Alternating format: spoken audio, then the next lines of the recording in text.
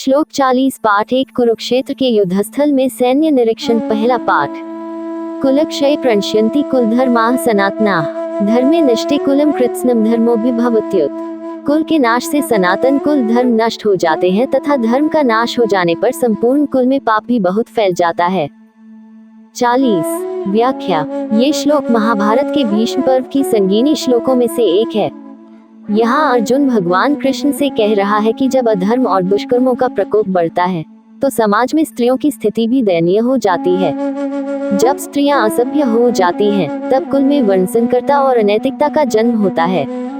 इस श्लोक के माध्यम से अर्जुन यह इंगित कर रहा है कि अधर्म और अनैतिकता समाज के सभी वर्गों को प्रभावित करती है और इससे कुल की पवित्रता और संस्कृति पर नकारात्मक प्रभाव पड़ता है।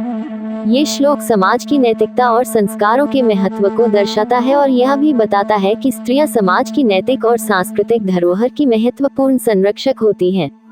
जब समाज में पतन और अशांति आती है तो इसका सीधा असर स्त्रियों की स्थिति और समाज की संरचना पर पड़ता है। श्लोक 41 पाठ 1 कुरुक्षेत्र के युद्धस्थल में सैन्य निरीक्षण। पहला पाठ।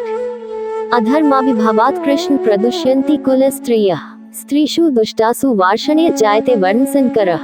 हे कृष्ण, पाप के अधिक बढ़ जाने से कुल की स्त्रियां अत्यंत दूषित हो जाती हैं और हे वार्ष्ण्य, स्त्रियों के दूषित हो जाने पर वर्णसंकर उत्पन्न होता है। 41 व्याख्या। इस श्लोक में कर्ण का स्पष्ट तात्पर्य है कि जो लोग अपने कुल को नष्ट कर देते हैं उनके पूर्वज नरक में जाते हैं।